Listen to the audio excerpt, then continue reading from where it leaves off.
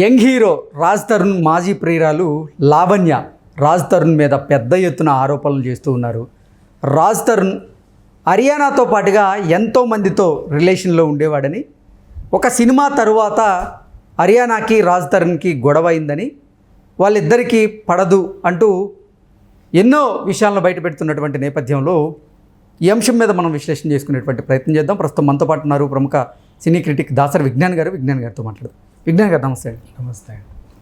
రాజ్ తరుణ్ మాజీ ప్రియురాలు లావణ్య ఆయన మీద పెద్ద ఎత్తున ఆరోపణలు చేస్తూ ఉంది. హర్యానా గ్లోరీతో కూడా రాజ్ తరుణ్కి సంబంధం ఉందని, వాళ్ళిద్దరు కూడా రిలేషన్లో ఉండేవారని, ఒక సినిమా తర్వాత వాళ్ళిద్దరు గొడవపడి విడిపోయారు అంటే చెబుతూనే మరెంతో మందితో రాజ్ తరుణ్కి రిలేషన్ ఉంది అంటూ ఆవిడ చెప్తూ వస్తున్నారు. కొన్ని విషయాలు కూడా బయట పెడుతూ ఉన్నారు. ఏంటి, దీన్ని ఎలా చూడాలి? లావణ్య నిన్న ఒక టీవీ ఛానల్లో లైవ్లో కూర్చుంది. ఆమె ఓ అడ్వకేట్ అండ్ వీళ్ళకి ప్రోగా మాట్లాడే ఒక వ్యాఖ్యాత. ప్రోగా ఇన్ సెన్స్ అంటే వాళ్ళకి అఫీషియల్గా ఇంటర్వ్యూ ఇచ్చింది కాబట్టి ఆమె భజన చేస్తూనే మాట్లాడుకుంటూ వచ్చారు. వీళ్ళందరికీ ఒకటే డ్యూటీ, రాజ్ తరుణ్ మీద బురద జల్లడం. బురద జల్లడం అంటే ఆయనది తప్పు అని నేను అనట్లా, వీళ్ళు కరెక్ట్ అని నేను అనట్లా. బికాజ్ ఇక్కడ జరిగే సిచ్యువేషన్ ఏంటి, ఆమె వచ్చింది స్టూడియోకి, ఒక అడ్వకేట్ ఉన్నాడు, ఒక వ్యాఖ్యాత ఉన్నాడు. ఈయన క్వశ్చన్స్ కూడా న్యూట్రల్గా అడగాడు. ఆమె చెప్పే ప్రతిదానికి కొట్టి వంత పాడుతూ వాడు అట్లా వాడు ఇట్లా అతను ఇలా అని రాజ్ తరుణ్ని మీద బురద చల్లే ప్రయత్నమే చేశారు. కాకపోతే ఆ ఇంటర్వ్యూ వల్ల ఒక మంచి విషయం తెలిసింది ఏంటంటే, వీళ్ళిద్దరూ ఇన్ని రోజులు ఉన్నారు కదా, రాజ్ తరుణ్కి ఏమో ఇష్టం లేదు తను ఉండడం, అలా అని ఆమెను పంపలేడు. ఎందుకు అంటే ఒక కృతజ్ఞత భావం ఉంది, గతంలో నాకు హెల్ప్ చేసింది అని అనుకున్నాను. ఆయన కెరీర్ స్టార్టింగ్ నుంచి ఆయనకి కొంచెం లావణ్య హెల్ప్ చేయడంతో ఆ కృతజ్ఞతా భావం ఉంది కాబట్టి అని కొన్నాళ్ళు అనుకున్నాము. అది కొన్నాళ్ళే ఉంది. కానీ అసలు విషయం అంటే వీళ్ళ మధ్యలో ఇంకో బాండింగ్ ఉంది. ఇప్పుడు ఒక హస్బెండ్ వైఫ్ విడిపోవడానికి పిల్లలు ఎలా అయితే అయ్యో అటా ఇటా అని మనం సతమతం అవుతామో, వీళ్ళ మధ్యలో కూడా ఒక 18 కుక్కలు ఉన్నాయి. Okay, 18 dogs. సో అవి ఇప్పుడు సమంత నా చేతన విడిపోయిన తర్వాత కూడా ఒక కుక్క ఉండే వాళ్ళ మధ్యలో. అది కొన్నాళ్ళు అక్కడ కొన్నాళ్ళు ఇక్కడ ఉండి ఇద్దరికి బాటిల్ కలిసి తెచ్చుకున్నారు. సో అట్లా వీళ్ళిద్దరు కలిసి పెంచుకుంటే వీటిని డిసప్పాయింట్ చేయడం రాజ్ తరుణ్కి ఇష్టం లేదు. He's a very good pet lover.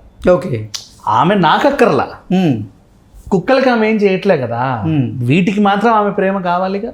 నా ప్రేమ కావాలి, ఆమె ప్రేమ కావాలి. నేను లేకపోతే తను చూసుకుంటా, తను లేకపోతే నేనే చూసుకుంటా. మా ఇద్దరం లేకపోతే ఇంకేమైనా సంగతి ఇంకో కేర్ టేకర్ చూసుకుంటారు.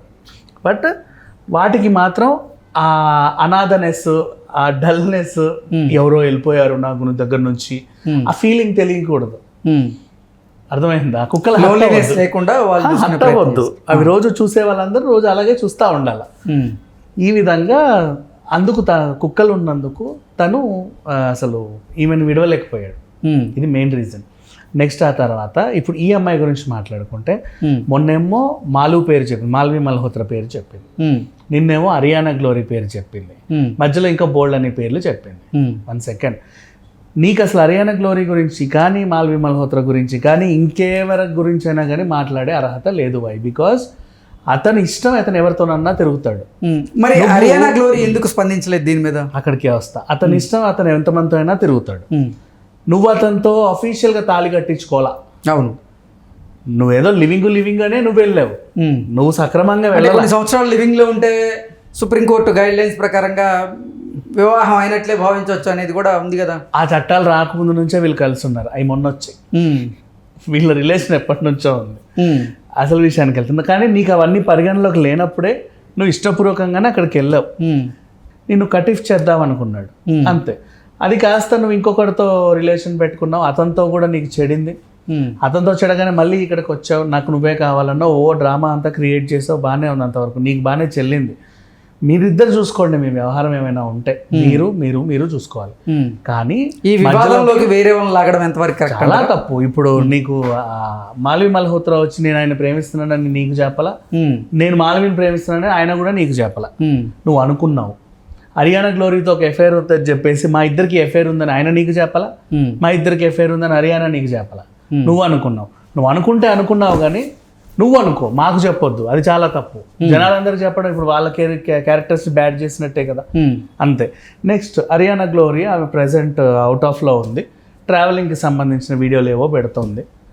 అంతే కానీ దీని గురించి అని స్పందించట్లా. ఏదైనా ఇష్యూ జరిగితే అందరూ దానికి స్పందించాలని ఏంలా.